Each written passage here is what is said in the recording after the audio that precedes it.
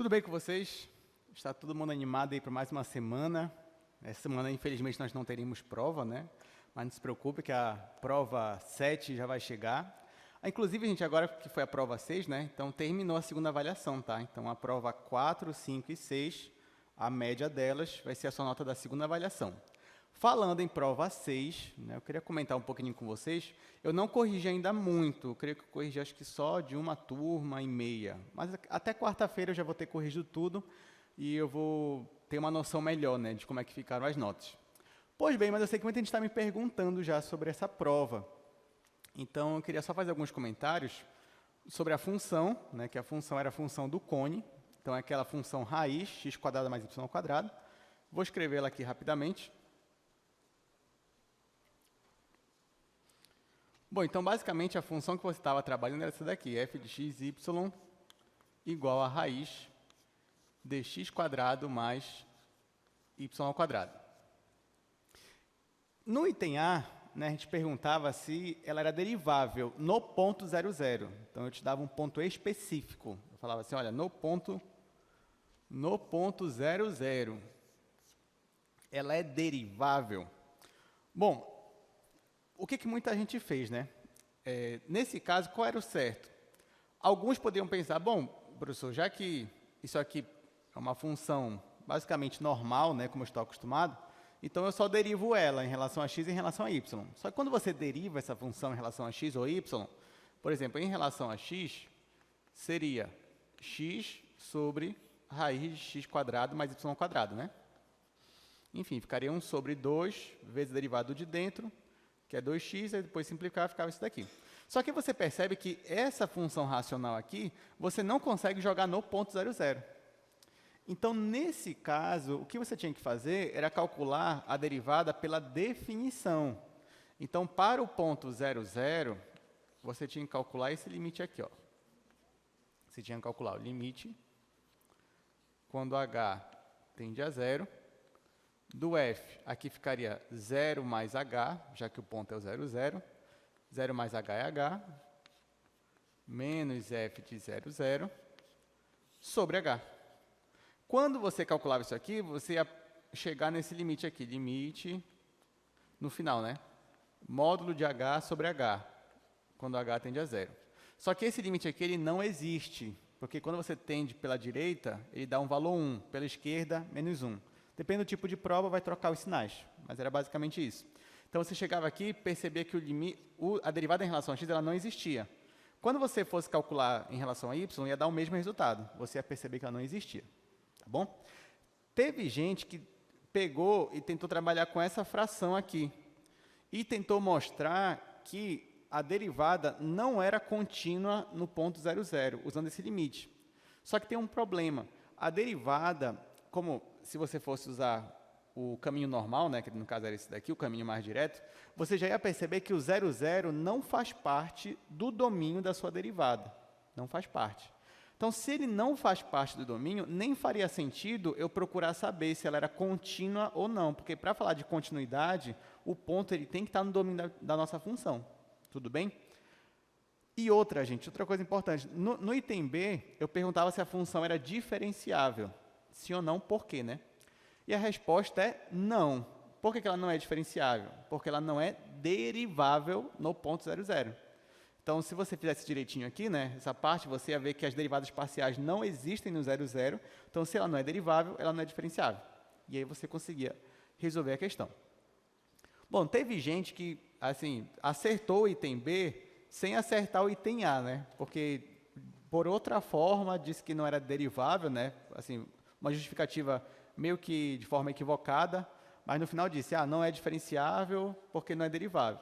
Bom, esse pessoal não ganhou a pontuação inteira, né? Porque, de certa forma, a justificativa no item A não estaria certo o caminho que a pessoa seguiu. Mas ganhou praticamente toda a pontuação do item B. Né? E do item A depende do que a pessoa fez. Bom, outra coisa que eu queria comentar com vocês é que algumas pessoas falaram assim, olha, disseram, se a função não é de classe C1, então ela não é diferenciável. Mas será que isso é verdade? Porque qual é o nosso resultado que a gente tem aqui? A gente descobriu o seguinte, ó, se f é de classe C1, isso implica que f é diferenciável, certo? Qual outra afirmação que você poderia tirar daqui? Que se f não é diferenciável, é porque f não é de classe C1. Eu posso colocar assim. Isso é a única informação. Agora, por exemplo, você dizer que f não é de classe C1 implicar que f não é diferenciável, isso não pode. Tá? Ou seja, isso aqui, a volta, ela não necessariamente. Ou seja, você pode ter uma função que não é de classe C1, mas ainda é diferenciável. Tá bom? Então, você só pode usar esse resultado aqui para quando você quer afirmar que ela já é diferenciável. Para afirmar que não é, você não pode simplesmente dizer isso daqui, porque a volta ela não acontece aqui nesse nosso resultado. Só se fosse aqui, se somente se, aí tudo bem. Alguma dúvida sobre a prova? Até aqui o que a gente estudou, certinho. A gente só queria fazer uma observação. Deixa eu voltar aqui ao primeiro quadro. Esse limite aqui, ó, a gente fez na última aula. A gente fez ele, a gente calculou esse limite aqui todinho. E outra, foi a segunda vez que a gente calculou ele aqui em sala, porque quando a gente estava falando de derivada parcial, eu calculei esse limite aqui também com vocês. Né? Então, na verdade, isso aqui a gente chegou a fazer em sala, né? Por isso que eu até fiz questão de colocar lá na prova de vocês, já que a gente tinha feito. E só coloquei um contexto lá do cone e tudo mais, mas basicamente tinha que fazer isso daqui. E é isso. Então, vamos para a nossa aula de hoje, né?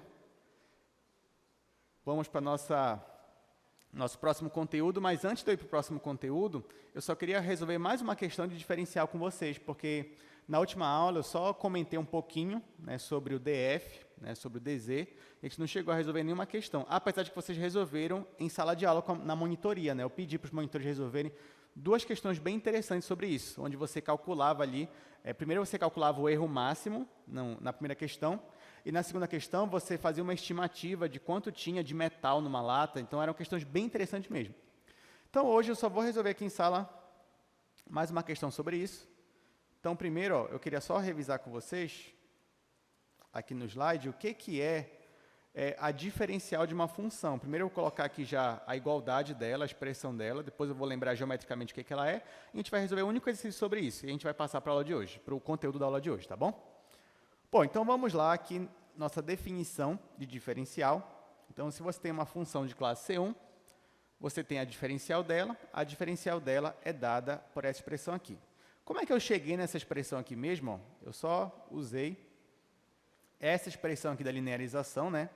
Esse f de AB, eu queria que ele aparecesse aqui do outro lado subtraindo, chamei isso aqui de ΔZ, e do outro lado ficou só isso daqui. Só que esse x menos A eu chamei de ΔX, que é a mesma coisa que dx.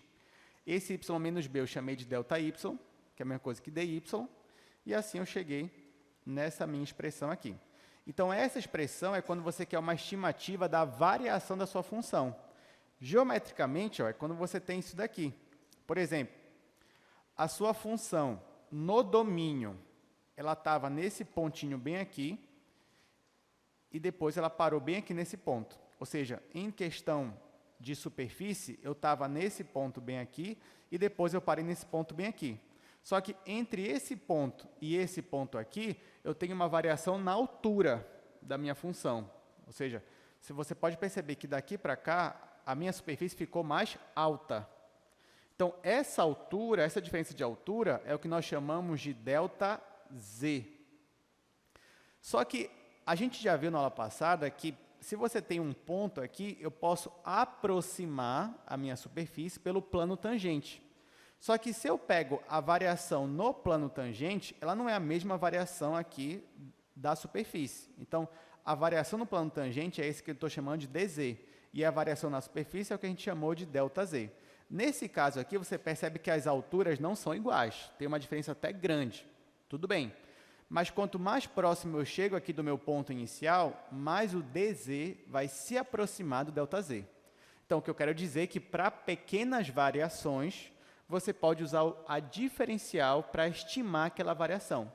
Aí você vai dizer, professor, mas por que eu ia usar a diferencial? Porque a diferencial também, se você for reparar, ela é uma função linear. Porque no final, ó, se você olhar aqui para essa expressão, o x e o y vai ser um ponto lá que eu vou te dizer. Vai ser o ponto 2, 1, vai ser o ponto 0, 3. Então, esses valores aqui no final vão ser constantes. E aí você vai ter uma funçãozinha lá linear, e é muito mais fácil você trabalhar com uma função linear, principalmente se você quer estimar um erro. Bom, para a gente fazer isso na prática, a gente vai fazer esse exercício aqui. Ó. Considere a função f de x, y, é esse polinômio aqui. Primeiro, determine a diferencial dz. Depois a gente vai usar isso para comparar a variação na minha função. Então, deixa eu escrever primeiro aqui. Vou usar o segundo quadro ainda.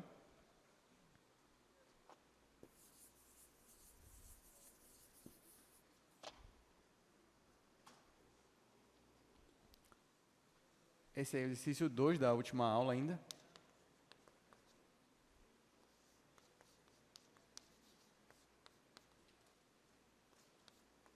X² mais 3xy menos y². Ok, depois a gente volta para o slide. Vamos logo fazer a letra A, que ele quer a diferencial dz para essa função.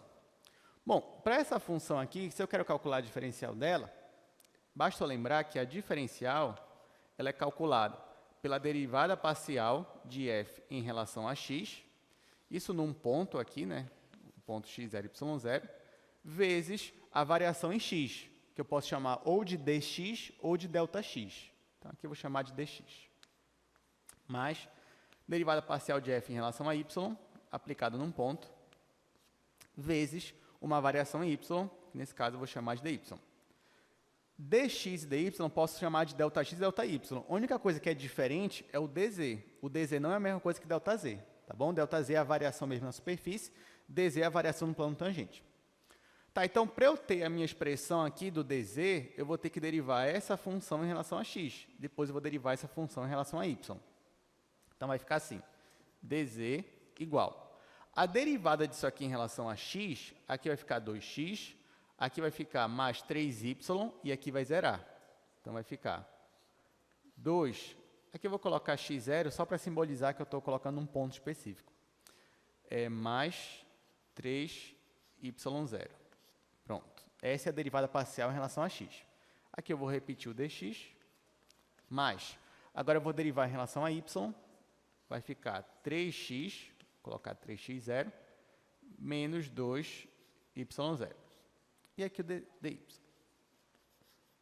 Então, essa daqui é a tua expressão. É a expressão da diferencial dz ou da diferenciação total. Então, agora, se você quer estimar uma variação a partir de um ponto x0 e y0, você pode usar essa expressão. Agora, a gente vai para o item B, onde ele me dá um ponto específico e ele já me dá a variação real para eu fazer a comparação. Então, vamos voltar para o slide agora, onde a gente vai ver o item B. Ó, então, olha o que diz aí. X ele varia de 2 para 2,05.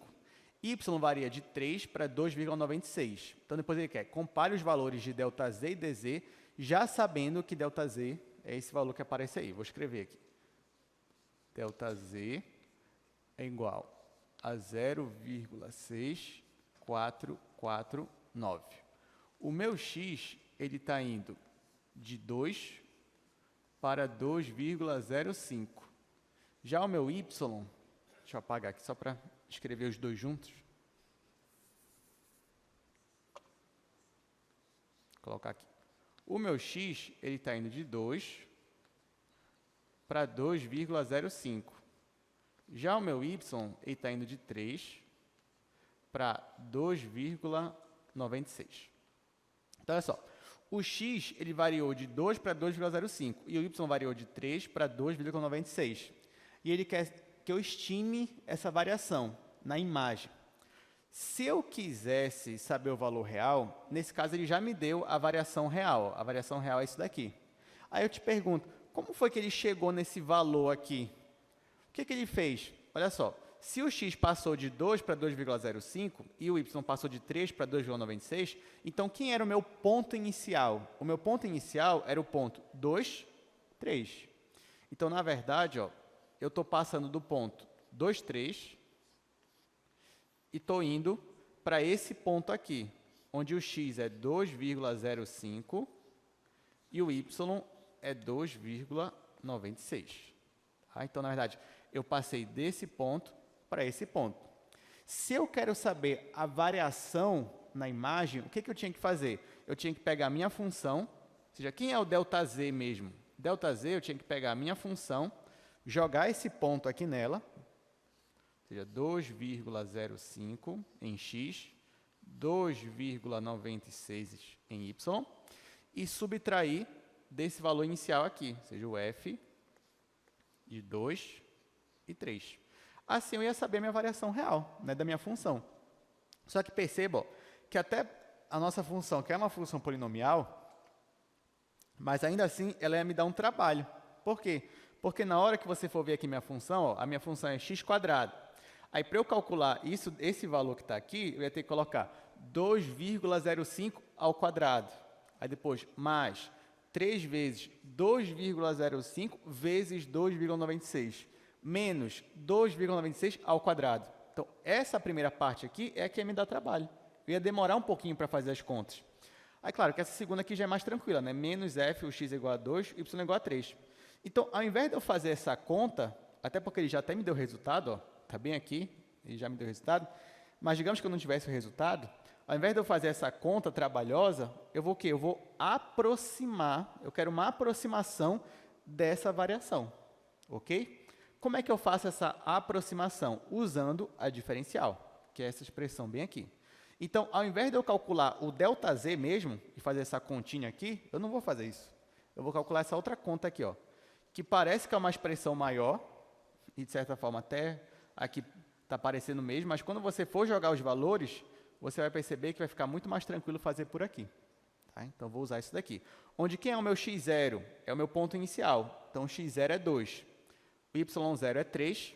Agora, falta eu calcular, né? Quem é o dx e quem é o meu dy. Então, vamos lá. Vou colocar já bem aqui. Ó. O meu x0 é 2, que é o ponto que ele me deu. O meu y0 é 3. Quem é o dx? dx é a variação em x. Então, se o x passou de 2 para 2,05, a variação foi isso menos isso. Então, dx foi 0,05. É a variação em x.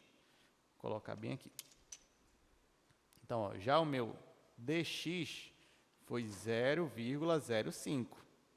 E o meu dy é a variação em y. O y passou de 3 para 2,96. Então, se eu subtrair esse daqui menos esse, vai dar menos 0,04.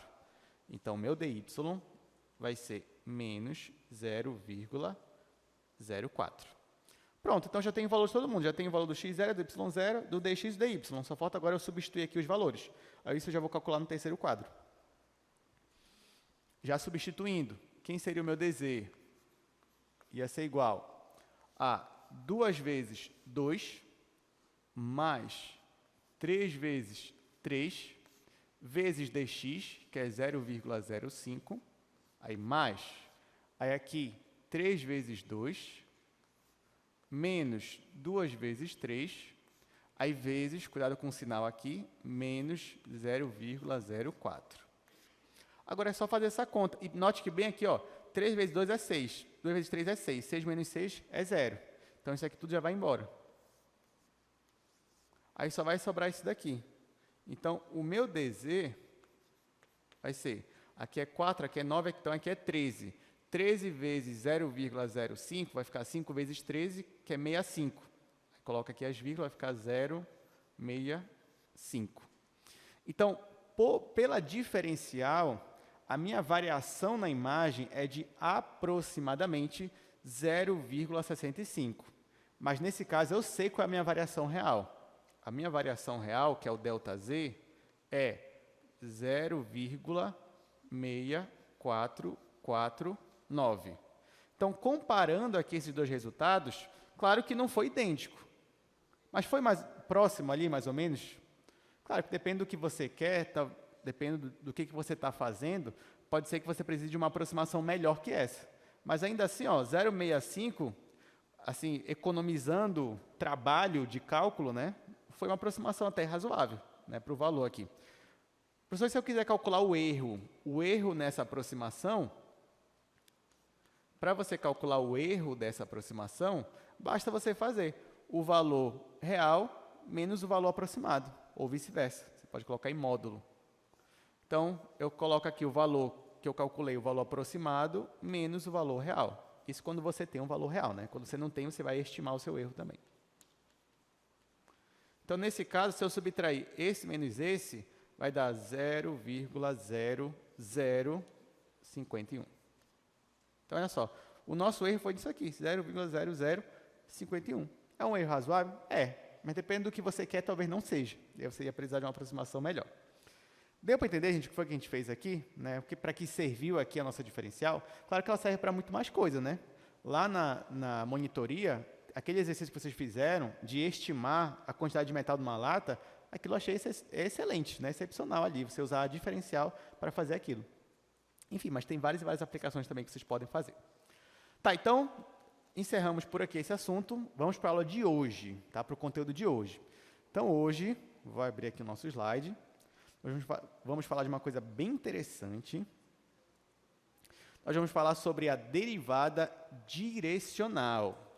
Então, perceba que em cálculo 2, quando você fala de uma função de n variáveis a valores reais, se eu te perguntar o que é a derivada, a única definição que vai vir à sua mente, pelo menos até aqui, é a definição de derivada parcial. Ou seja, quando você fala assim, o que é uma derivada no cálculo 2? Você vai me dizer, a derivada é quando eu fixo, né, eu vou derivar em relação a x. Eu fixo as demais, finjo que é constante e derivo. Então, para você, derivada aqui é derivada parcial. Só que não existe somente essa definição de derivada parcial. Existe uma outra definição, que é até uma definição mais geral, que é a definição aqui de derivada direcional. Então, a gente vai começar por ela. Tá? Vamos falar um pouquinho sobre a derivada direcional. Vamos falar aqui sobre taxas de variação e depois a gente vai falar sobre a direção de máxima variação. Mas eu vou começar primeiro aqui no quadro com vocês, porque primeiro eu queria relembrar como é que vocês faziam em cálculo 1, para depois a gente fazer aqui no cálculo 2. Então, em cálculo 1, já que eu estou falando de taxa de variação, né? Como é que você fazia aí uma taxa de variação?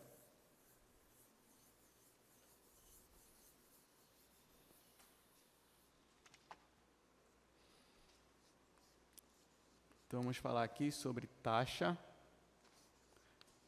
de variação,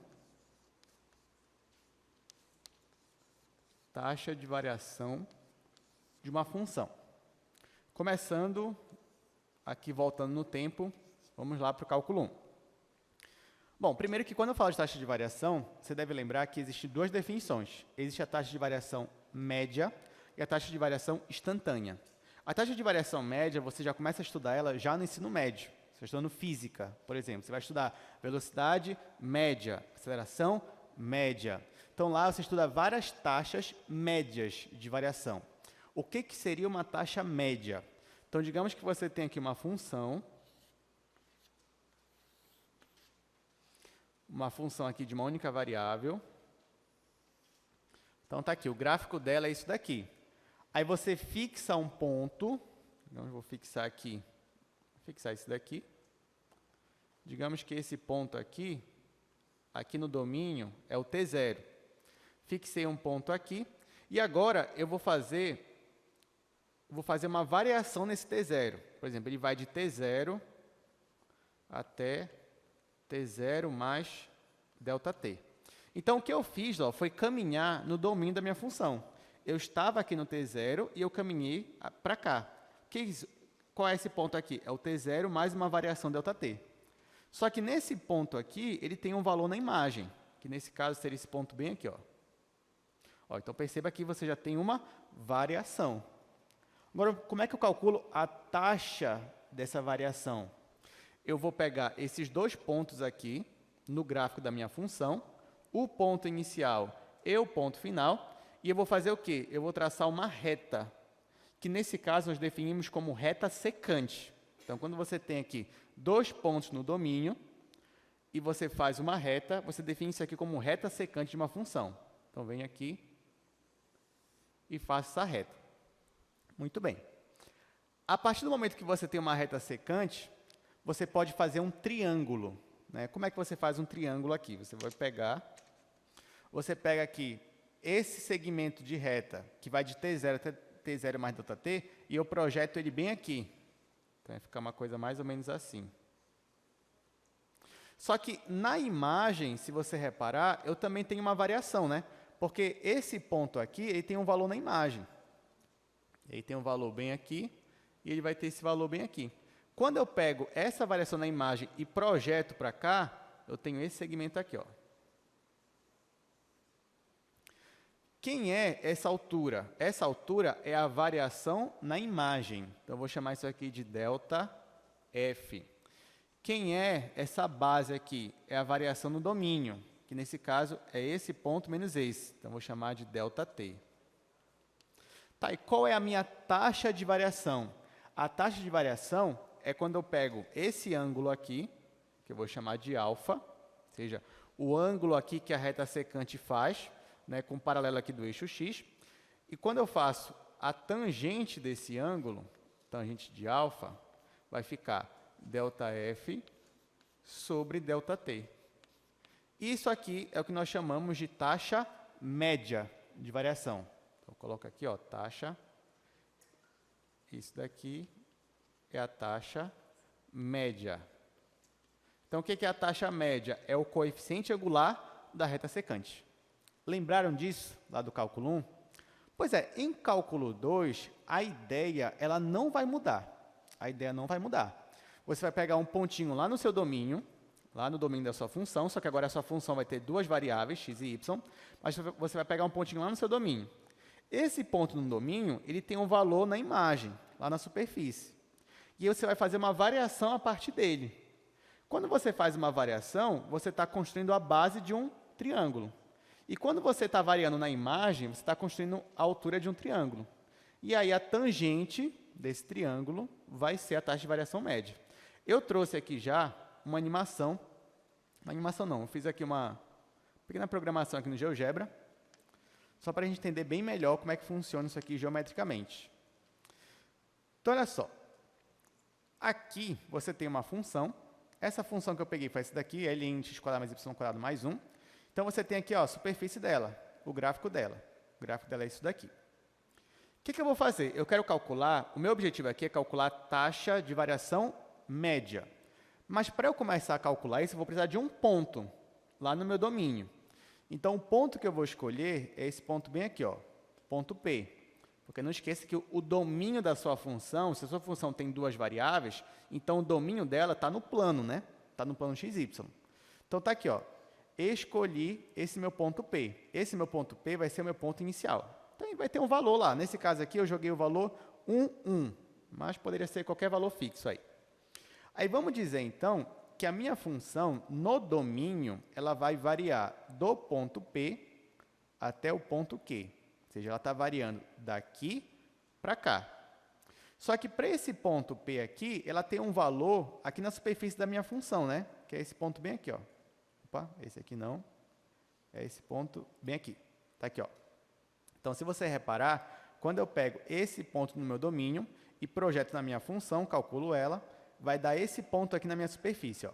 Então, na verdade, o que eu estou fazendo? Eu estou variando desse ponto P, que equivale a esse ponto aqui na superfície, até o ponto Q, que é esse pontinho bem aqui, ó, na minha superfície.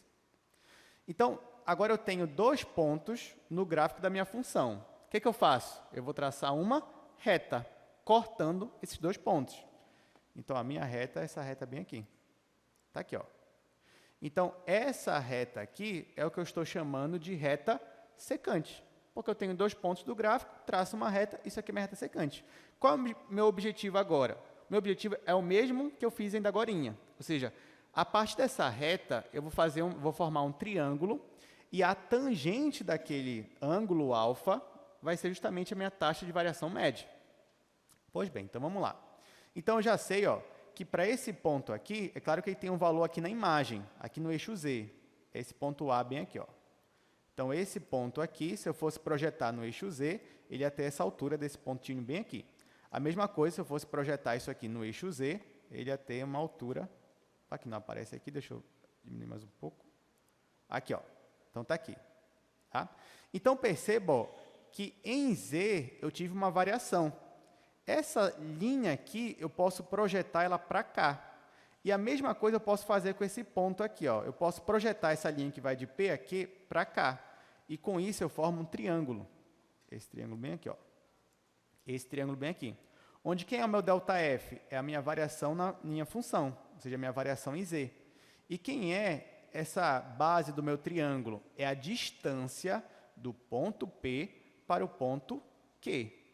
Então, nesse caso, quem vai ser a minha tangente do ângulo? Vai ser ΔF sobre a distância de P para Q. Então, a única coisa que mudou do cálculo 1 para o cálculo 2 não foi nem a minha altura, né? Porque a minha altura ainda é uma função real ali. Você só diminui a altura final, mas a altura inicial. O que mudou foi bem aqui, ó, essa base. Porque lá no cálculo 1, para você calcular a base desse triângulo, você só fazia o ΔT. Você pegava o ponto final mais o ponto inicial. Aqui não. Aqui você vai ter que fazer, ó, a distância de P para Q. E como é que calcula a distância de P para Q? Usando a norma. Você pode usar a norma de Q menos P, você pode formar um vetor, e aí você calcula a norma. Só que eu vou fazer meio diferente aqui. Ao invés disso, ó, eu não vou pegar só o segmento que vai de P para Q. Eu vou fazer uma reta, a reta que liga de P a Q. Essa reta bem aqui, ó. Então, na verdade, gente, o nosso, digamos, meu objetivo final aqui, qual vai ser meu objetivo? Eu vou fazer a função vetorial, que me dá essa reta aqui, e aí, a partir dessa função, eu vou pegar essa minha distância, que vai de P para Q, e para eu fazer a minha taxa média, basta eu fazer o ΔF sobre essa distância aqui. Tudo bem? Aí você vai dizer, professor, mas por que o senhor vai fazer uma função vetorial para achar o valor de P e Q? Porque para o senhor achar o valor de P e Q, não era só o senhor pegar o ponto Q menos o ponto P e fazer a norma? Era. Mas, na verdade, o que eu quero aqui é achar uma fórmula geral para a taxa média. É isso que eu quero, uma fórmula qualquer. Porque o meu ponto P, ele pode ser um ponto fixo. Mas e se eu quiser variar o meu ponto Q? Se eu quiser variar o meu ponto Q, eu vou ter uma fórmula pronta para isso? É esse que é o meu objetivo a partir de agora. Então, ó, vamos voltar aqui para o slide. Bom, então, se você reparou, por enquanto, a única coisa que nós temos é que se eu quero calcular a taxa de variação média, o que eu vou fazer é calcular ΔF sobre a norma de um vetor que vai de P até Q. Só que aqui eu vou fazer alguns argumentos, alguns raciocínios aqui, matemáticos, para que eu consiga calcular isso aqui da melhor forma possível, principalmente para que eu consiga chegar na taxa de variação instantânea, que esse é o objetivo final aqui dessa parte.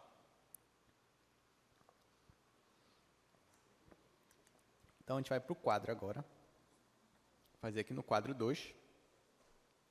Já mostrei para você, geometricamente, o que está acontecendo, qual é o meu objetivo. E agora eu preciso de uma fórmula, né, de uma expressão aqui que vai me dar a taxa de variação média. Essa minha fórmula, ela tem que depender o mínimo possível de variáveis. Esse que é o meu objetivo.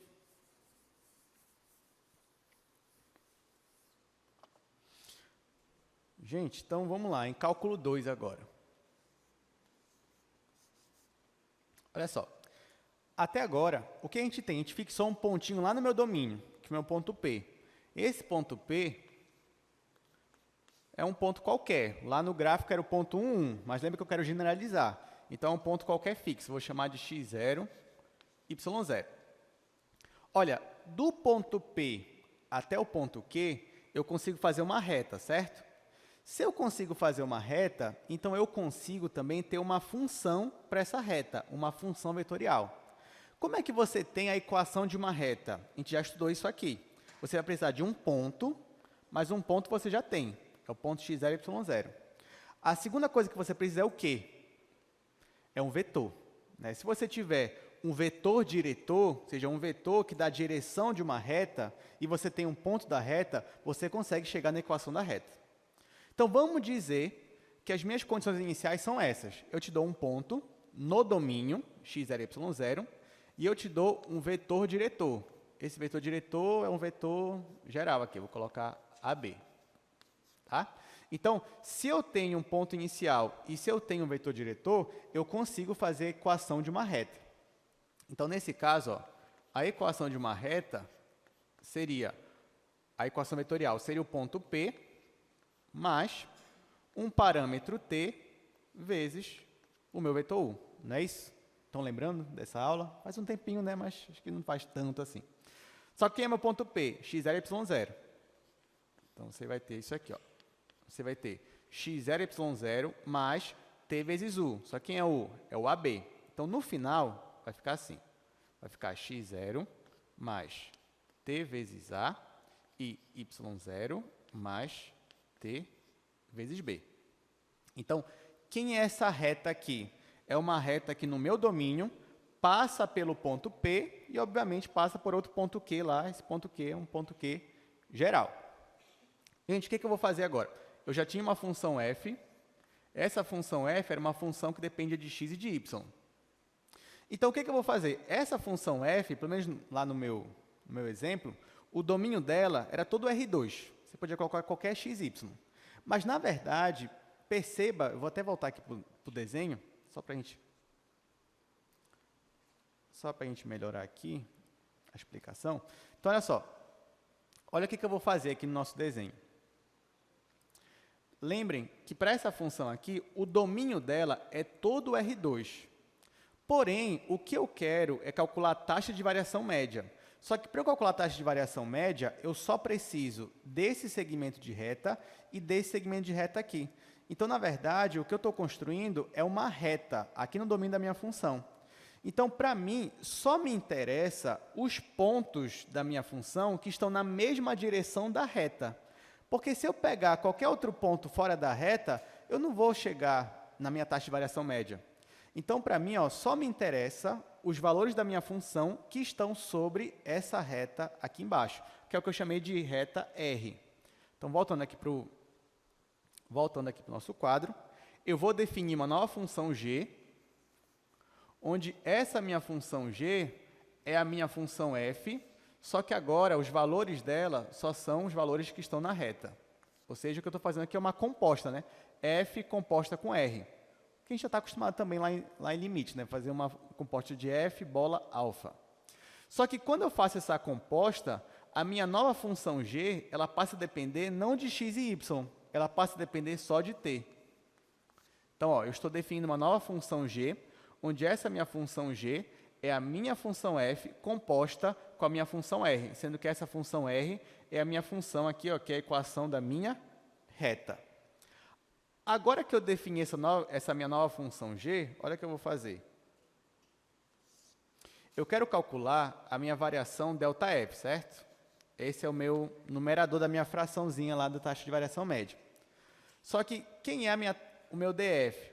O meu df, ele vai ser o meu f aplicado em Q menos o meu f aplicado em P. Né? Ou seja, ΔF é isso, é você pegar f e aplicar no ponto Q, menos você pegar f e aplicar no ponto P. Ok. Só que, gente, quem é o meu ponto P? O meu ponto P é isso aqui, é o x0 e y0. E o meu ponto Q? O meu ponto Q é um ponto qualquer, desde que ele esteja nessa minha reta aqui. Então, por exemplo, eu posso definir isso aqui como já sendo o ponto Q. E o meu ponto P, ele ocorre quando o meu t igual a zero. Porque se você pegar essa mesma função aqui, jogar o t igual a zero, você vai voltar para o x0 e y0. Então, na verdade, o R0 é o seu ponto P. Com isso, eu tenho o seguinte, que o f de Q vai ser o f de RT, que é o que já estava aqui, menos o f de P. Só que quem é o f de P? É o f de R0. Como é que eu calculo o f de RT? Ora, eu venho para a minha função, onde tem x, eu vou jogar essa primeira coordenada aqui. Onde tem x, eu vou colocar x0 mais t vezes a. Onde tem y, eu vou jogar essa coordenada aqui, que é y0 mais tb. Então, aqui vai ficar f de x0 mais ta, y0 mais tb, menos f de R0. Bom, o R0 é o próprio ponto P. O ponto P é o ponto x0 e y0. Então, vai ficar menos f de x0, y0. Tá? Então, isso daqui é a minha variação ΔF. Quando eu estou considerando f, como essa composta aqui, que é a minha função, que é a composta f composta com r. Então, isso daqui é o meu df. Só que perceba que nessa minha nessa minha expressão aqui, essa minha nova expressão, ela depende de x? Se você reparar, o que, que você acha? Essa nova expressão aqui depende de x? Não, porque o x está fixo, ó, x0, x0. Ela depende de y? Não, também. Ela só depende de quem aqui? Ela só depende de t. Tá? Então, essa minha nova variação aqui, que é ΔF, ela só depende de t. E claro que essa variação ΔF, como eu chamei f bola r de g, então isso daqui também é a minha variação em g. Só para ficar mais claro,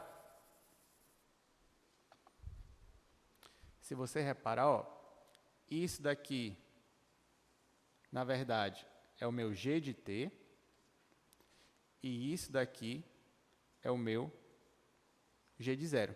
Isso aqui por definição, né? Já que eu coloquei que g de t é igual a f de rt.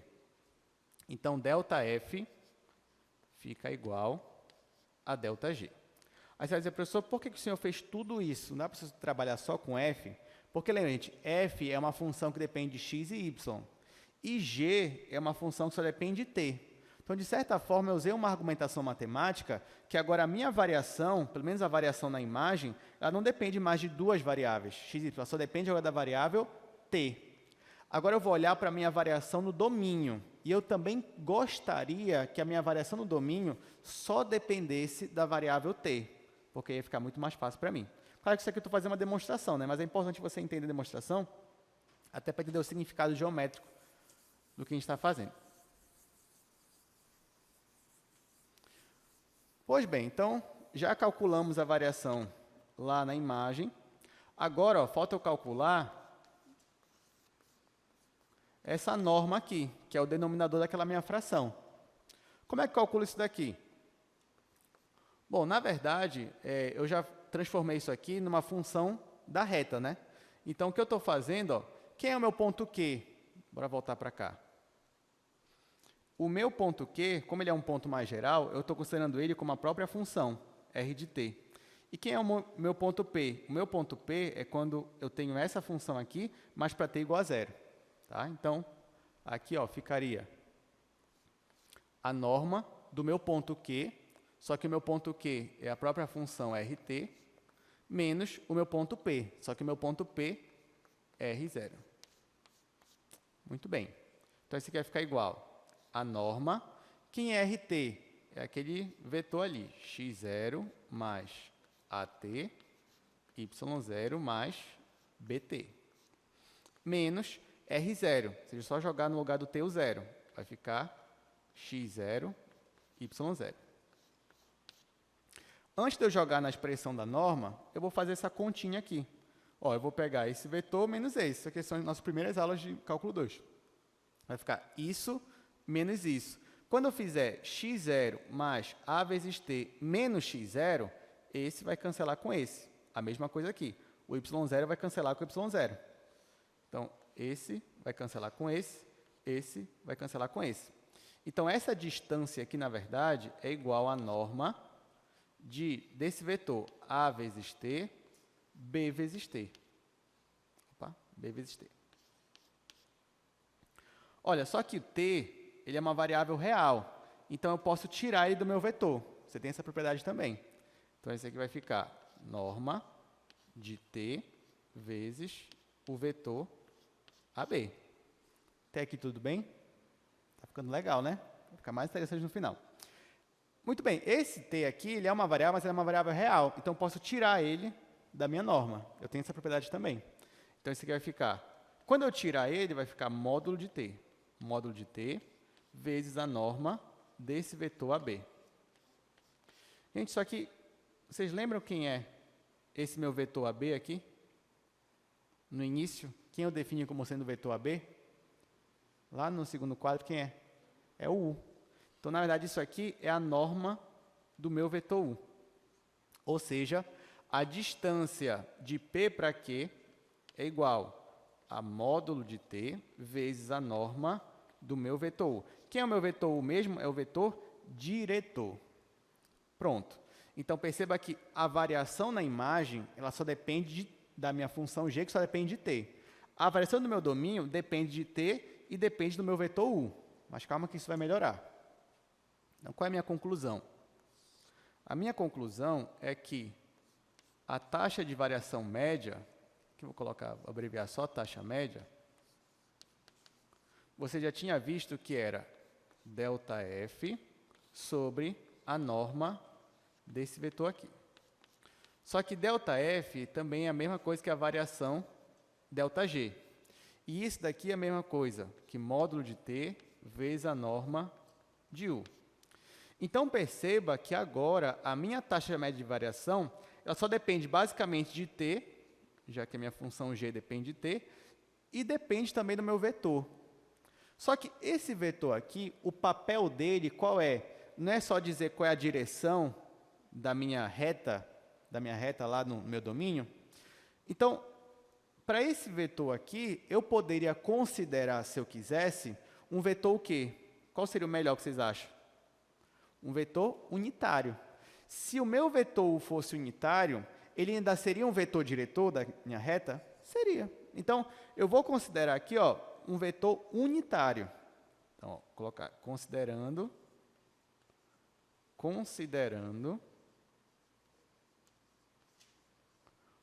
o unitário.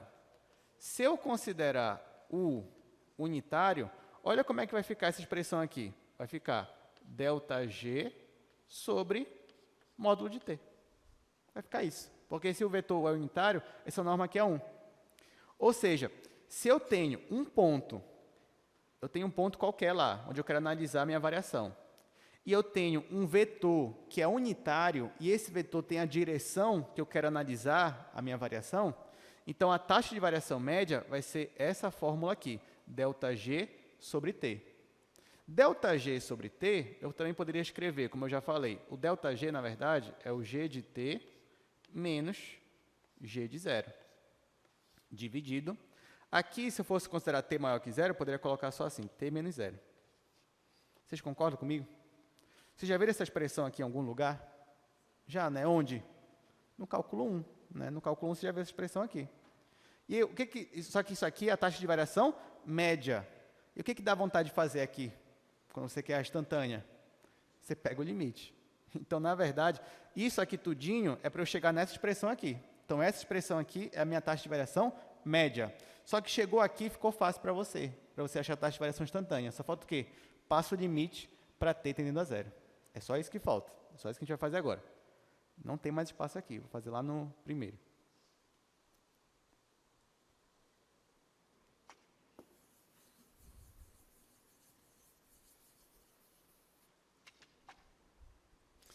Então,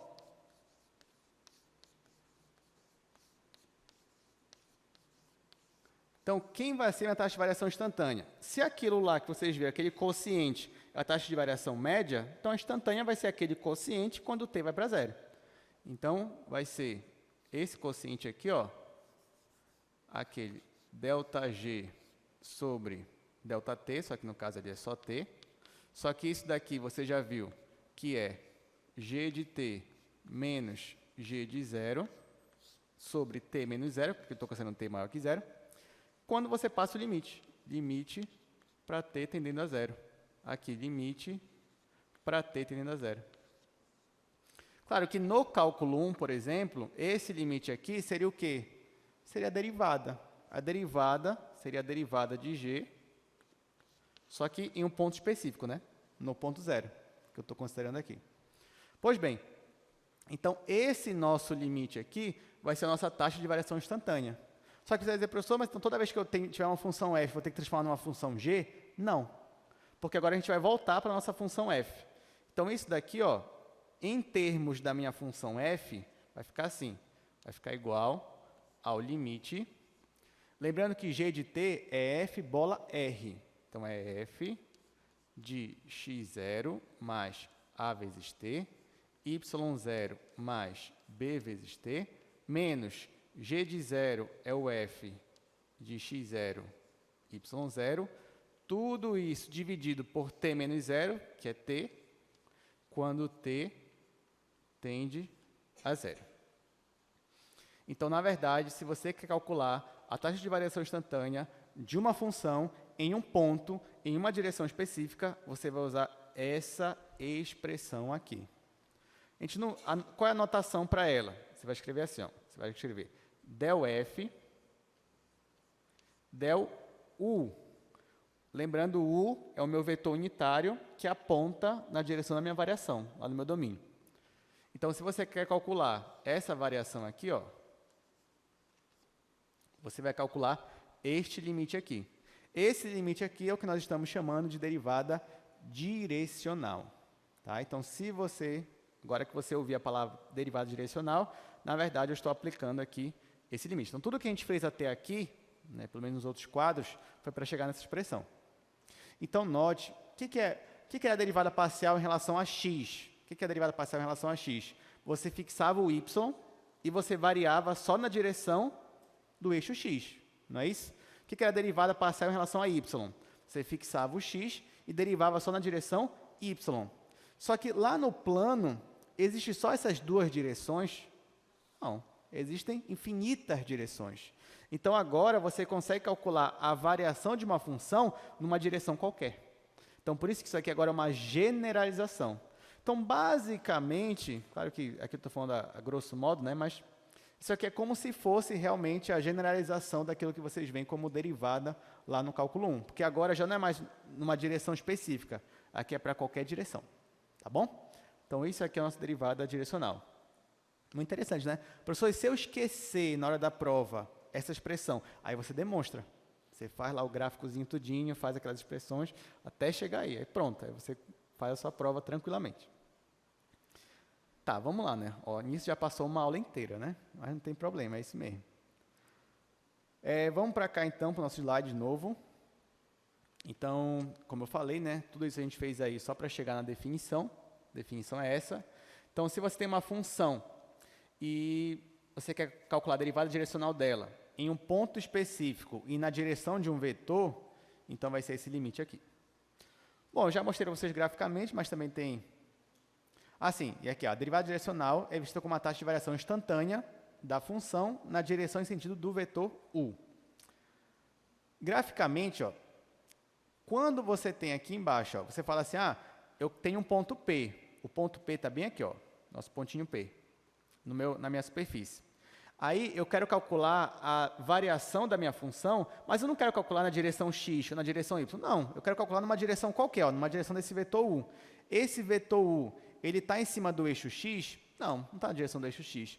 Está na direção do eixo y? Não, está numa direção qualquer. Mas eu não posso calcular a taxa de variação nessa direção? Posso. Então, isso aqui é minha taxa de variação, instantânea para uma derivada direcional. Então, aqui, ó, você faz um corte na direção aqui, nessa direção do meu vetor u, e aqui você calcula aquele limite.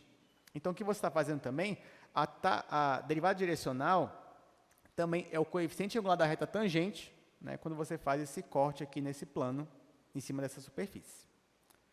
Pois bem, vamos resolver aqui uma questão, então. Calcule a derivada direcional dessa função na direção de um vetor unitário. Aqui está falando de um vetor unitário qualquer, né? Então, vamos lá. Como é que a gente calcula a nossa derivada direcional para essa função?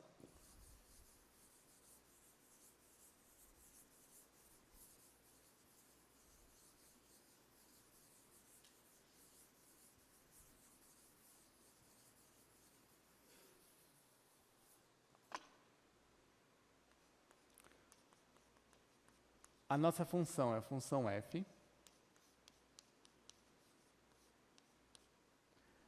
Ela é x² menos y. E o nosso vetor é um vetor unitário, ele diz que é unitário. As coordenadas é A, B. Tá, então se ele diz que é unitário, eu posso usar diretamente aquela fórmula que eu mostrei para vocês agora. Então, ele não deu um ponto específico, então já vou usar aquele limite. Então, ó, a derivada de f, derivada direcional de f na direção do meu vetor u, vai ser limite quando t tende a zero da minha função f de x mais a vezes t, y mais b vezes t, menos f de xy, tudo isso dividido para t.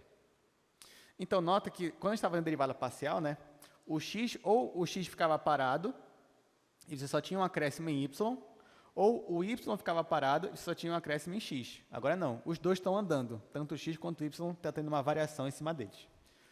Tá, como é que eu calculo isso daqui, gente? A minha função ele já me deu, ó, é isso daqui.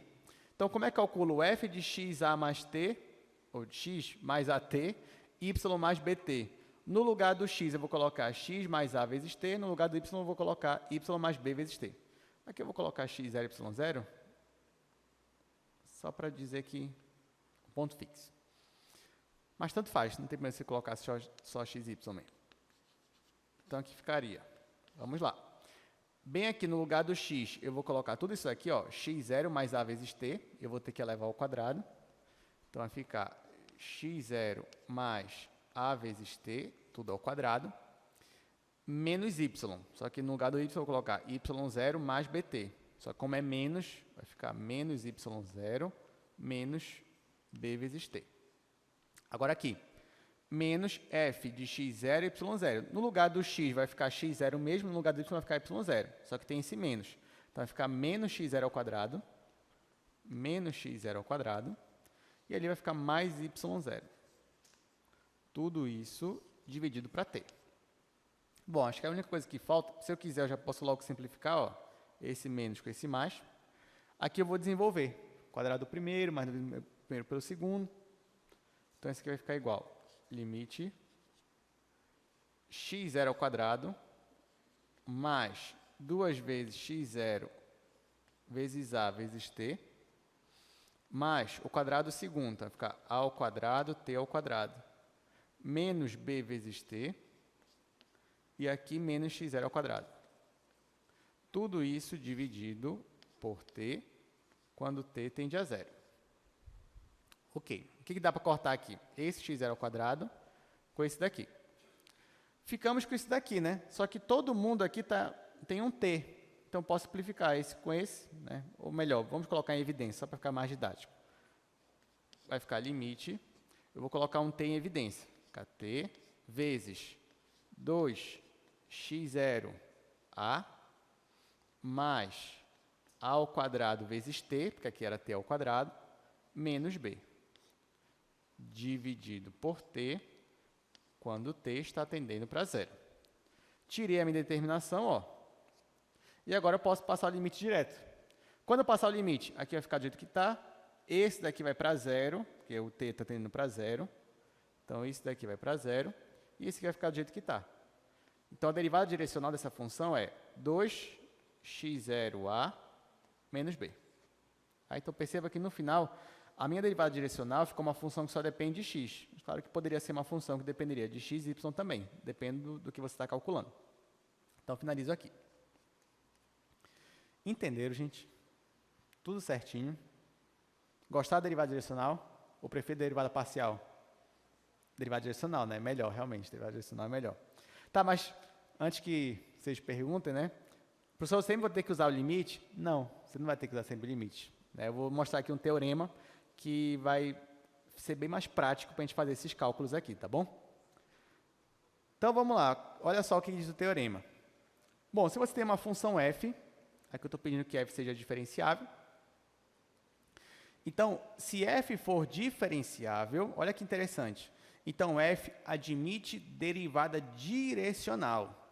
Porque antes a gente sabia que se f era diferenciável, então ela admitia o quê? As derivadas parciais, não é isso?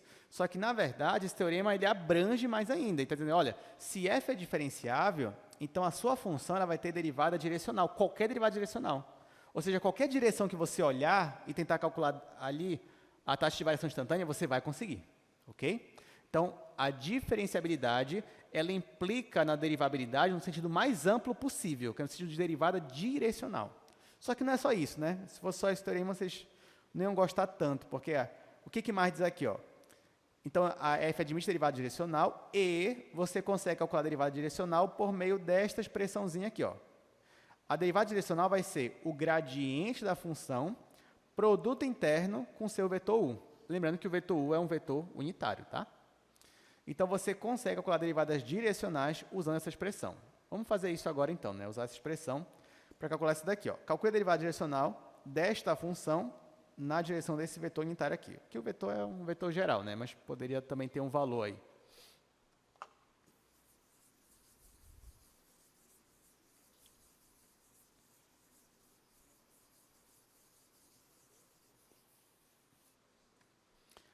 Exercício 2. A minha função é uma função x ao cubo menos 5y ao quadrado. O meu vetor 1 é o vetor AB. Tá, ele quer que eu coloque o derivado direcional disso daqui. Bom, eu poderia usar o limite? Poderia. Limite sempre você ia poder usar. Só que aqui ia me dar, assim, nem ia me dar tanto trabalho, né? Porque é x ao cubo, tudo bem, você calculava aí, usava aquelas fórmulas que você já sabe, você ia conseguir chegar no resultado. Mas agora a gente tem um caminho mais rápido. Para eu fazer derivada direcional, eu aprendi que basta eu pegar o gradiente da minha função e fazer o produto interno dele com o meu vetor u que ele me deu. Então, o vetor u ele já me deu, apesar de que é um vetor geral. Mas agora eu vou calcular o gradiente da minha função. Tá? Então, quem é o gradiente da minha função? Bom, você tem que lembrar que o gradiente é um vetor formado pelas derivadas parciais. Então, na verdade, a derivada parcial de f em relação a x, derivada parcial de f em relação a y. Então, a única coisa que eu tenho que fazer aqui é derivar em relação a x e depois derivar em relação a y. Só isso. Então, derivando em relação a x, vai ficar quanto aqui, gente? Essa expressão? 3x². Muito bem, 3x². E aqui, derivando em relação a y, vai ficar como? Menos 10y, né? Menos 10y. Pronto. Então, ó, esse é meu gradiente. E agora, para eu calcular a minha derivada direcional, eu vou usar a minha expressão. Qual é a minha expressão? Essa que vocês acabaram de ver. Então, a derivada direcional de f em relação a u vai ser o produto interno do gradiente com o meu vetor u. Quem é meu gradiente? É esse vetor aqui que vocês já me disseram. É 3x² menos 10y. Opa, menos não, né? Não, é menos, só que tem uma vírgula aqui. Pronto. É produto interno com o meu vetor u. Quem é meu vetor u? É o vetor AB. Como é que você faz o produto interno mesmo? Vamos explicar. Esse vezes esse e somar com esse vezes esse. Então, vai ficar 3x² vezes a. Aqui seria mais, mas como aqui tem esse menos, né, então ficaria menos 10yb. Lembrando que você pode pensar assim, professor, então a derivada direcional ela vai depender de 4 variáveis? Não, porque a e b são sempre constantes. É um vetor lá, um vetor unitário, 1 e 0, 0 e 1, enfim, é um vetor unitário. Então, nesse caso, a minha derivada direcional ela depende das variáveis x e y. Então, se você está ali num ponto específico, você pega, para esse ponto específico, a direção do meu vetor u, direção e sentido dele, e aí você consegue calcular uma taxa de variação instantânea naquele sentido. Ou seja, você consegue ver como é que uma função está variando naquela direção. Porque lembra que, por exemplo, a gente já estudou aqui, que às vezes a função ela está variando de forma diferente na direção do eixo x e na direção do eixo y. Talvez na direção de x ela esteja aumentando, mas na direção de y ela esteja diminuindo. E agora você consegue calcular numa direção entre o eixo x e o eixo y. Pega ali, por exemplo, a reta identidade. E nessa direção, será que ela está aumentando ou diminuindo? Ah, eu faço uma média aritmética? Não. Você faz a derivada direcional. E agora você já tem condições de analisar para essa situação. Vamos ver mais uma questão aqui. Exercício 3. Calcule a derivada direcional da minha função g na direção do vetor que forma um ângulo de π/6 com eixo positivo x. A gente vai comentar sobre essa questão, ela é interessante.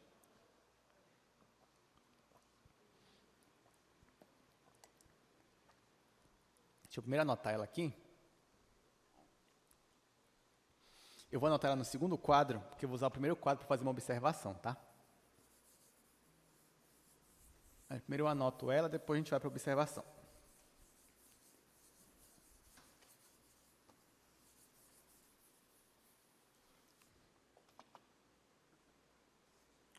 Esse é o exercício 3. a minha função é essa daqui, g de x igual a 3y ao quadrado menos raiz de 3x quadrado mais 4y. E a única informação que ele me dá sobre o vetor é que esse vetor ele forma um ângulo de π sobre 6. Vou colocar aqui como θ, π sobre 6 com o eixo positivo x. Tá? Então, essas são as informações que ele me dá. Pois bem, então olha só, o que ele está dizendo aqui? Ele já me deu a função, tá? Ele quer calcular a derivada direcional. Mas direcional em que direção? Direção do eixo x, direção do eixo y, direção da reta identidade? Não. Ele quer a direção do vetor que forma esse ângulo aqui com o eixo x. Tá? Então, é como se você tivesse aqui, ó. Digamos que você tá, o seu domínio é o plano, né? Então, está aqui o plano xy. O domínio da sua função está aqui. Então, em que direção ele quer? Ele quer na mesma direção do vetor. Digamos que o seu vetor está bem aqui. E a única informação que ele me dá é que esse vetor aqui, ele forma esse ângulo θ com o eixo x positivo. Para você calcular a derivada direcional, você vai precisar da sua função, que ele já me deu, e você precisa do vetor.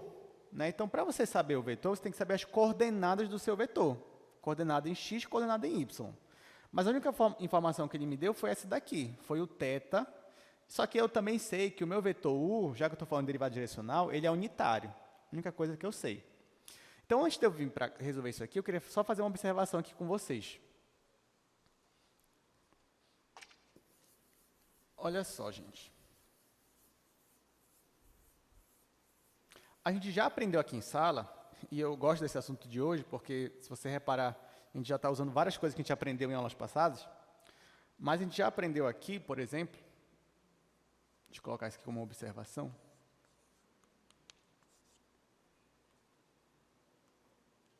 Olha só, digamos que você tem um vetor u aqui. Esse vetor tem coordenadas AB. AB. Então, se você tem aqui o plano cartesiano, você marca o ponto AB. Digamos que o ponto AB daqui para cá. Aqui é o A, aqui é o B, por exemplo. E você tem seu vetor U bem aqui. Às vezes, a gente, quando ia resolver um exercício de vetores, ele não me dizia quem era o A e quem era o B, mas ele me dava a norma de um vetor. Você lembra? Ele dava a norma. Ele falava assim, por exemplo, um vetor força. Uma força ela é aplicada em um ponto com intensidade de 20 kN, por exemplo. E ela forma um ângulo de 30 graus com o eixo x. Aí ele perguntava, qual é as componentes desse vetor? Componente x, componente y. Como é que a gente fazia isso? Bom, ele me dava aqui esse ângulo, e aí a gente aprendeu, né, usando até aqui as relações trigonométricas de um triângulo retângulo, que nesse caso, a minha componente em x desse vetor u, ou seja, esse vetor daqui até aqui, ele era a norma de u vezes o cosseno de θ. E a componente em y era a norma de u seno θ. Só que aqui, como eu estou falando de x, aqui eu só tenho componente em x. Então, aqui eu colocava o i. Aqui eu só tenho componente em y, então aqui era o vetor j. Isso aqui eu estou colocando como se fossem vetores, né? Então, no final, o meu vetor u, eu poderia escrever ele assim. Ele era norma de u cosseno θ, isso em i, mais norma de u seno θ. Vocês lembram disso? Não sei se a gente usou exatamente essa expressão, mas a ideia era essa, pelo menos, tá? Então, você queria calcular aqui, você usava as relações trigonométricas de um triângulo retângulo, você achava a componente em x, a componente em y, você tinha isso daqui. Só que nesse caso, gente, como eu estou falando de derivada direcional, o meu vetor u, ele é o quê? Ele é unitário, correto? Então, se o meu vetor u é unitário, então, olha só, a norma dele é igual a 1. Se a norma dele é igual a 1, então, olha só, o meu u era cosseno θ, aqui em x, em y, ele é só seno θ. Tá? Então, se você tem um vetor unitário, o seu vetor é unitário, e a única informação que eu te dei, além dele ser unitário, é o ângulo que ele forma com esse x positivo, é fácil você achar as componentes dele. A primeira componente é o cosseno do ângulo, e a segunda componente é o seno do ângulo. Então, é isso que a gente vai fazer. Se eu fosse fazer de forma geralzona, digamos que, como é que ficaria aqui a derivada direcional de f em relação a u? Sendo que a única coisa que eu conheço com relação é o ângulo que ele forma com o eixo x. Ficaria gradiente de f, produto interno com u. Isso aqui você já sabe. Só que nesse caso ficaria só. Isso aqui ficaria gradiente de f é del f del x, vezes a primeira componente de u, que é cosseno, então vou colocar aqui cosseno, mais a segunda componente do vetor, que é a derivada parcial de f em relação a y, vezes a segunda componente desse vetor aqui, que é o seno. Tá? Seno θ. Então, se você sabe o ângulo que um vetor forma com o eixo x, esse ângulo e esse vetor unitário, então a derivada direcional dele vai ser dada por essa fórmula aqui, essa expressão. Derivada parcial de f em relação a x vezes o cosseno do ângulo, mais a derivada parcial de f em relação a y vezes o seno do ângulo. E é assim que funciona. Tá bom? Gente, agora digamos que o meu vetor unitário, por exemplo, é o i. É o i. Então, só colocar aqui. Então, quem é, por exemplo, a derivada parcial de f em relação ao meu vetor da base canônica i, né? Que não precisa colocar a seta. O i. Quem é o i mesmo? O i é o meu vetor 1 e 0. Se ele é meu vetor 1 e 0, ele está em cima do eixo x, certo? Então, o cosseno aqui do ângulo é cosseno de 0. Aqui vai dar 1, só que aqui vai dar 0. Aí, nesse caso, del f, del i, vai ser só del f, del x. E a mesma coisa, né? Se eu fizesse com del f, del j, que não precisa da setinha. Já se eu pegar o meu vetor j, o ângulo que ele faz com o eixo x é o ângulo de π sobre 2, é 90. Então, aqui vai zerar e aqui vai ficar 1. Então, vai ficar del f, del y. Então, aqui só estou lhe mostrando rapidamente que as derivadas parciais, del f, del x, del f, del y, são casos particulares da derivada direcional. Então, na verdade, o que é a derivada parcial de f em relação a x? É a derivada de f na direção do vetor unitário i. O que é a derivada parcial de f em relação a y? É a taxa de variação de uma função em um ponto na direção e sentido do meu vetor j, que é o vetor da base canônica. Tudo bem? Tá, então agora que eu sei essa expressão, né? Então eu vou aproveitar para usar ela aqui no exercício 3. Então, voltando para cá. Bom, ele me deu o ângulo, né? Então, como é que vai ficar aqui? Bora lá calcular, acho que a gente fazer por partes, né? Bora lá calcular o gradiente, já que eu vou usar aí na minha fórmula, né? Então, ó, o gradiente de g, primeiro, eu vou derivar isso aqui em relação a x. Então, isso aqui vai zerar, isso aqui vai zerar. Eu vou derivar só isso daqui, vai ficar menos 2 raiz de 3x. Então, menos 2 raiz de 3x. Agora, em y, esse aqui que vai zerar, aqui vai ficar 6y, e aqui mais 4. Tá? Então, esse aqui é o meu gradiente. Agora, eu quero calcular a derivada direcional. Então, a minha derivada direcional de g na direção de um vetor u, né? Que a única informação que eu tenho é o ângulo que ele forma. Vai ficar como? Vai ficar isso daqui, ou seja, del f, del x, que é menos 2 raiz de 3x, vezes quem? O cosseno do ângulo, cosseno desse ângulo aqui, cosseno de π sobre 6, mais a derivada parcial de g em relação a y, que é 6y mais 4, vezes o seno do meu ângulo aqui. Seno de π sobre 6. Agora é só fazer essa conta, né? Então, vamos lá. Quanto é o cosseno de π sobre 6? Muito bem, raiz de 3 sobre 2. Então, aqui vai ficar, no lugar desse cosseno, vai ficar raiz de 3 raiz de 3 sobre 2. E aqui, quanto é esse seno aqui? É meio. Então, vai ficar mais, aqui, 6y mais 4 vezes 1 sobre 2. Tá, o que dá para fazer aqui? Bom, esse 2, posso simplificar com esse 2. Raiz de 3 vezes raiz de 3 é 3, então vai ficar menos 3x. Então, esse aqui vai ficar menos 3x. Bom, aqui eu posso simplificar também, né? Eu posso simplificar esse 2, mas com esse e com esse, tá? Ao mesmo tempo. Então, vai ficar mais 3y, e ali mais 2. E pronto. Então, essa é a nossa derivada direcional na direção de um vetor unitário que forma esse ângulo aqui, π sobre 6, com o eixo x. Alguma dúvida? Alguma pergunta? Então, vamos lá, vamos continuar aqui. Bom, já tem um tempinho bom, creio que dá para a gente seguir aqui.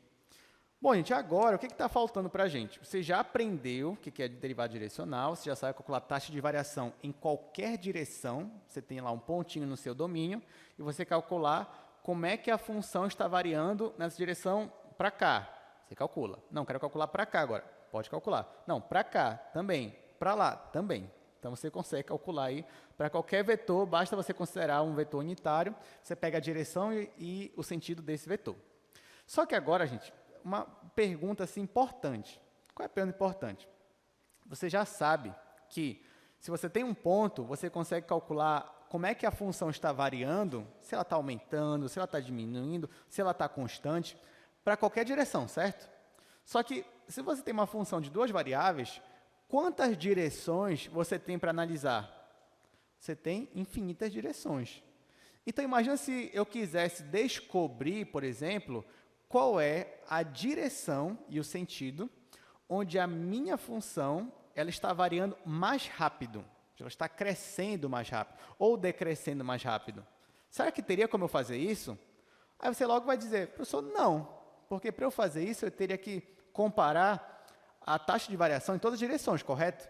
Mas eu tenho infinitas direções, como é que eu vou calcular infinitas derivadas direcionais para depois comparar? Bom, claro que desse jeito você não ia conseguir, mas tem um jeito. Existe um jeito de você analisar qual é a taxa de variação máxima para uma função. Então, é isso que a gente vai ver agora. Tá? Então, acho que eu vou começar pelo quadro mesmo, depois eu só mostro para vocês o resultado. Bom, já usei o quadro, vou aqui para o quadro 3 mesmo. Então, olha só, nosso objetivo agora, você já sabe calcular a taxa de variação em qualquer direção. Então, nosso objetivo é, beleza, agora eu quero saber qual é a direção onde a minha função tem a taxa de variação máxima dela. Tem um pontinho lá, quero saber onde é que ela está crescendo mais rápido. É isso que eu quero fazer. Então, deixa eu colocar aqui, taxa de variação máxima, tá? Agora eu quero calcular a taxa de variação máxima. Olha, gente, você já sabe, por aquele teorema, que se você quer calcular a taxa de variação de uma função em relação a u, ou seja, na direção de um vetor u, você quer calcular essa derivada direcional, ela é o gradiente de f, produto interno com seu vetor u. Não é verdade? Agora, olha só, mais um assunto que a gente viu em aulas anteriores. Gente, quando eu tenho dois vetores aqui, e eu tenho produto interno entre eles, esse produto interno ele tem uma outra expressão. Qual é essa expressão? Principalmente se eu tenho um ângulo entre os vetores, o que eu faço? Muito bem, é o produto das normas vezes o cosseno do ângulo entre eles. Então, você já sabe que se você tem dois vetores e você tem um ângulo entre eles, então você consegue calcular o produto interno deles como sendo o produto das normas, ou seja, a norma do meu vetor gradiente, vezes a norma do meu vetor u, vezes o cosseno do ângulo entre eles. Então, aqui no final é demais, só fez usar essa expressão. Agora eu te pergunto, quanto é a norma de u? É 1, porque ele é unitário. Então, aqui, ó, no caso da derivada direcional, eu consigo calcular ela como sendo, ó, del f, del u, como sendo a norma aqui do meu gradiente vezes o cosseno do ângulo. Gente, só que olha só. O cosseno não é uma função limitada? É, né? E eu não quero achar aqui qual é a taxa de variação máxima. Eu quero achar qual é a taxa de variação máxima. Então, vocês acham que, nesse caso aqui, a taxa de variação máxima vai ser quando esse cosseno aqui foi igual a quanto?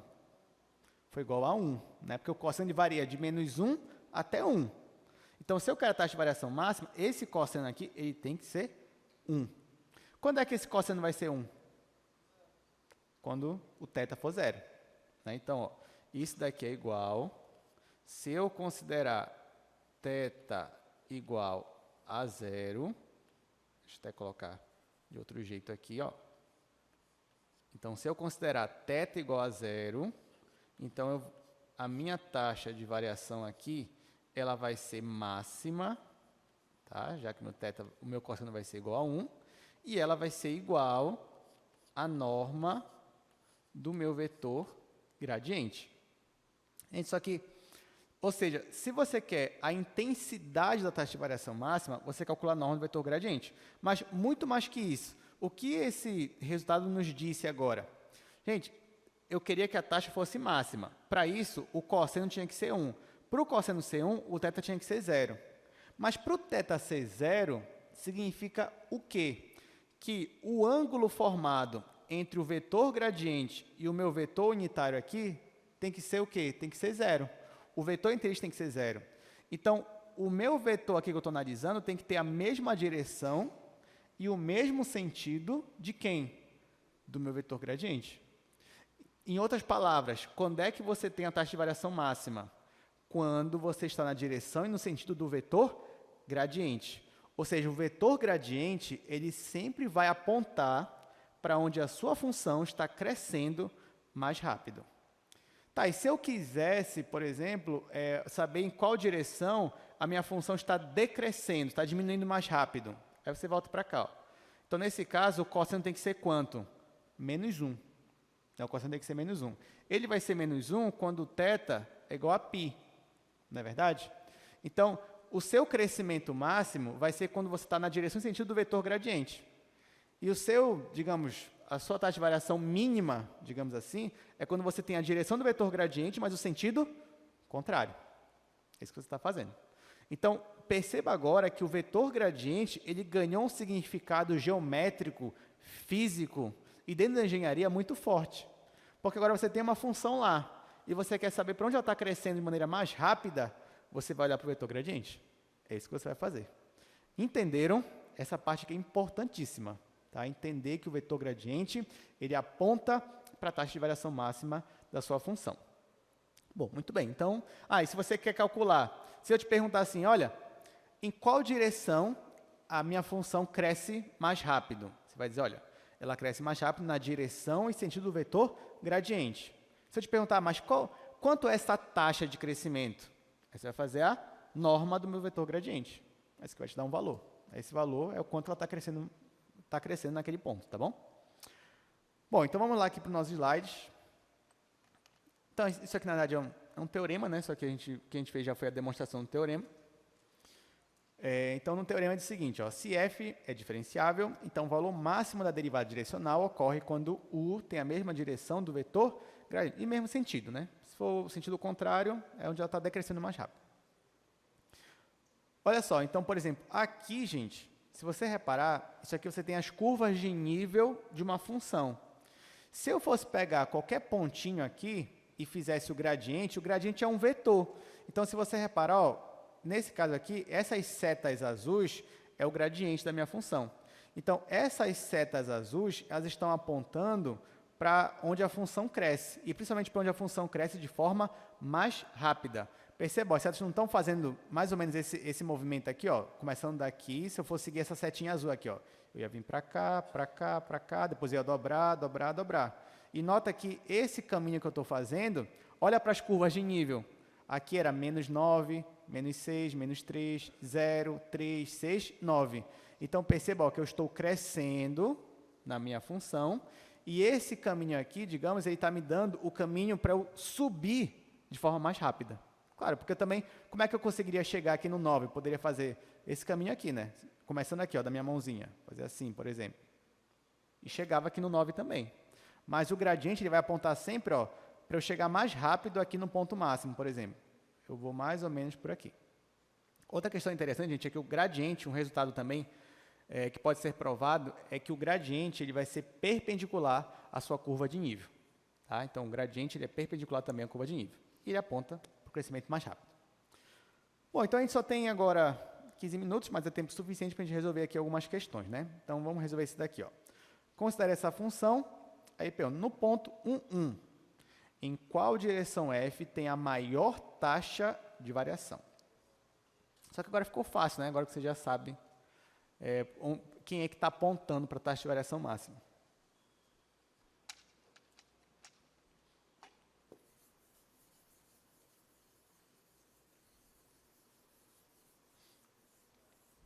Bom, esse aí é o quarto exercício da aula de hoje. Eu só vou anotar aqui as informações. Então, exercício 4. Vamos só ver como é a função f.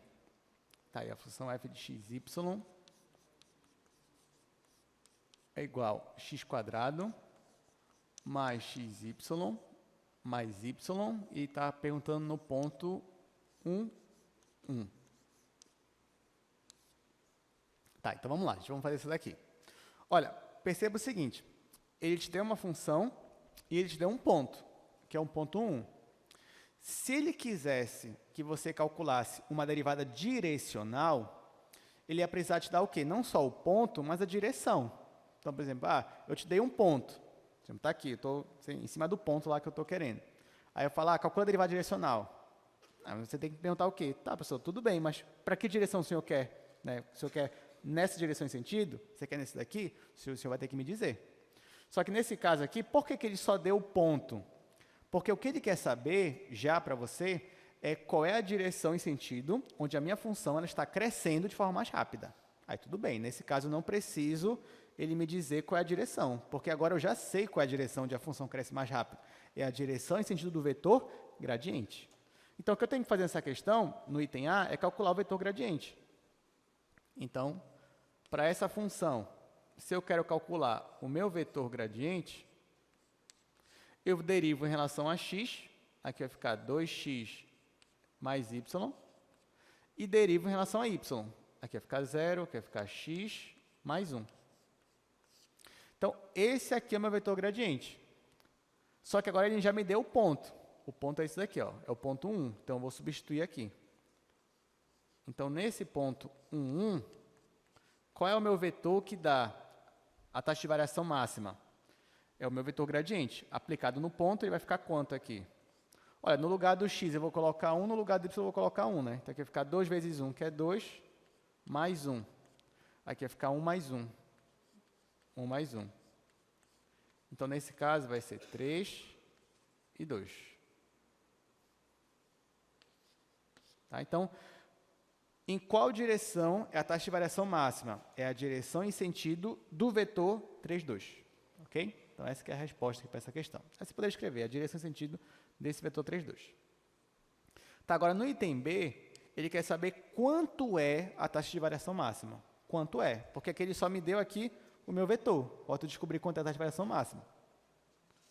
E aí, para o item B, eu vou fazer o quê? Eu vou calcular a norma desse vetor. Então, se eu quero a taxa máxima, eu vou calcular a norma do meu vetor. Isso aqui vai ser igual. Bom, aí eu faço a norma desse vetor 3, 2, né? A norma do meu vetor 3, 2, que vai ser igual. Aí, isso aqui você já sabe, vai ser raiz quadrada de 3 ao quadrado mais 2 ao quadrado. Isso aqui, então, a taxa é igual a raiz de 13. Então, essa é a nossa resposta. Então, qual é a direção em sentido? É a mesma direção em sentido do vetor 3, 2. E quanto é a taxa de variação máxima? Raiz de 13. Essa que é a nossa resposta. Vamos fazer agora mais um exercício dessa parte.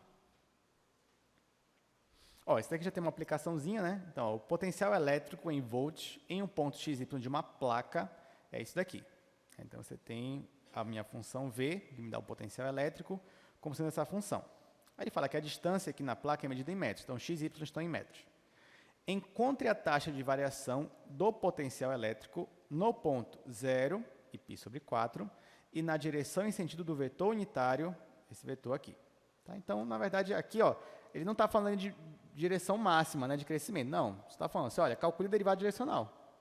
Então, nesse ponto específico aqui, e na direção e sentido desse vetor aqui, desse vetor, que é um vetor unitário.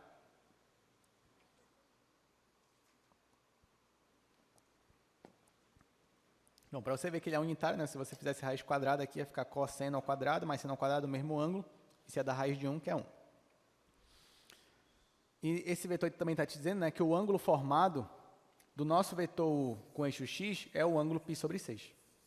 Como a gente já estudou ainda agora também. Tá, então no interno só quer a minha derivada direcional.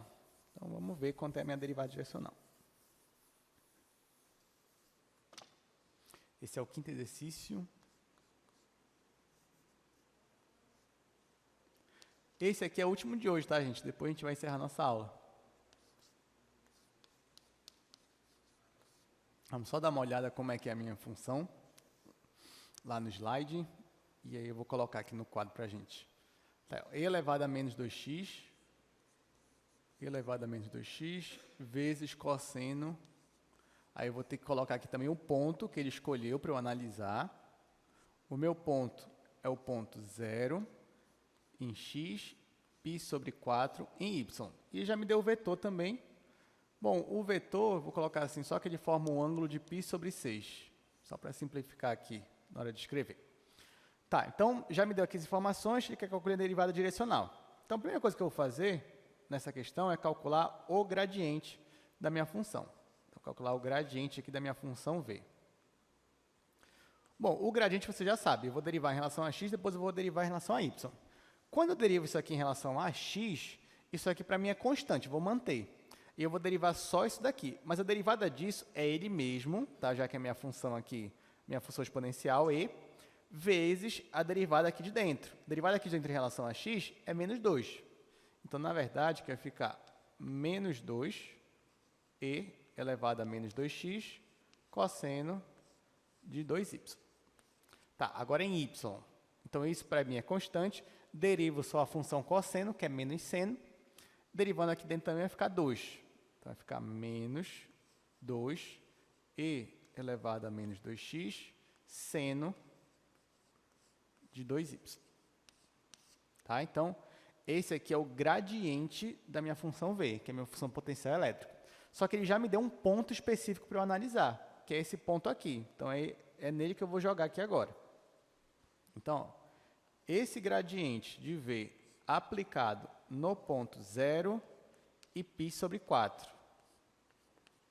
Olha, quando eu colocar aqui para x igual a 0, aqui vai ficar e elevado a 0. E elevado a 0 é 1. Então, vai ficar menos 2. Não, deixa eu colocar assim mesmo.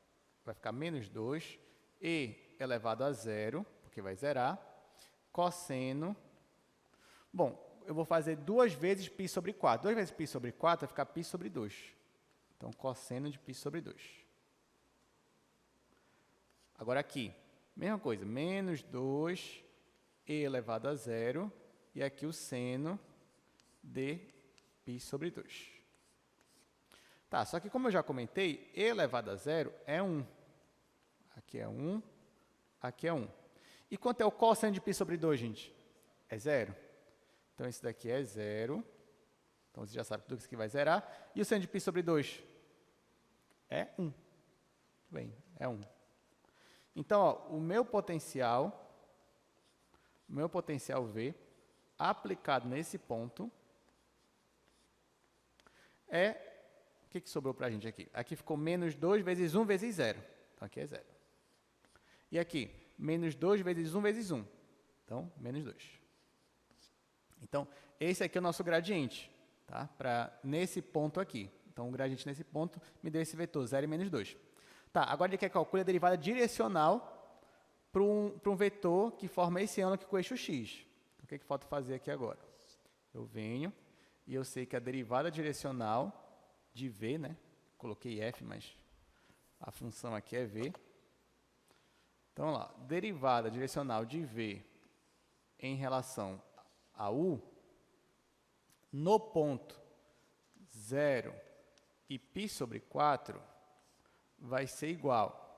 Bom, pelo teorema, eu já sei que isso é o produto interno do gradiente aplicado nesse ponto que eu estou considerando, produto interno com o meu vetor u. Só que esse vetor aqui, eu já sei quem ele é o vetor 0 e menos 2. Então, aqui vai ser igual a 0 e menos 2. Produto interno, esse vetor ele já me deu também. Ele é o cosseno de θ, ou seja, é o cosseno de π sobre 6, e ele é o seno de π sobre 6. Então, isso aqui vai ser igual, aqui 0 e menos 2, produto interno, vamos logo calcular isso aqui, né? Quanto é o cosseno de π sobre 6? Raiz de 3 sobre 2, né? Raiz de 3 sobre 2. E o seno de π sobre 6? É meio. Então, olha só, gente, agora é só você fazer produto interno. Vai ficar 0 vezes esse daqui, é 0. Vai ficar 0 vezes esse é 0, menos 2 vezes 1 sobre 2, que é menos 1. Então, ó, a taxa de variação, deixa eu apagar aqui, a taxa de variação de v na direção do vetor u, considerando esse ponto 0 e π sobre 4, é igual a menos 1 volts, né, que é a unidade, por... Aqui, gente, eu coloco volt por metro quadrado ou volt por metro? O que vocês acham?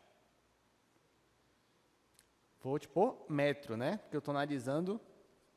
Ainda estou analisando uma direção só, né? Então, eu estou ali numa coisa linear, né? Então, aqui, ó, a taxa de variação nesse ponto aqui vai ser menos 1 volt por metro. Isso aqui é a taxa de variação máxima? Não sei, não necessariamente. Aqui a única coisa que eu fiz foi calcular a derivada direcional num ponto que ele me deu e na direção que ele me deu. E me deu essa taxa de variação aqui, menos 1. Agora, vamos ver o item B dessa questão. O item B dessa questão, ele é bem mais rápido, porque olha só. O item B, encontre a direção e a magnitude da taxa de variação máxima dessa função potencial no mesmo ponto.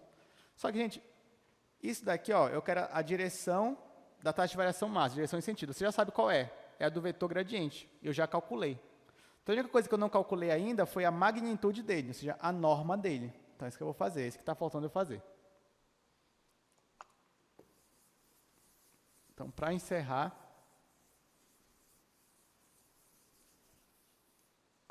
item B. Bom, quero a direção em sentido de variação máxima. Então, isso aqui vai ser já o meu vetor gradiente aplicado nesse mesmo ponto que ele me deu. Eu já calculei isso, eu calculei no item A. E me deu esse vetor aqui, ó, 0 e menos 2. Então, o que é esse 0 e menos 2? É a direção e sentido de maior crescimento.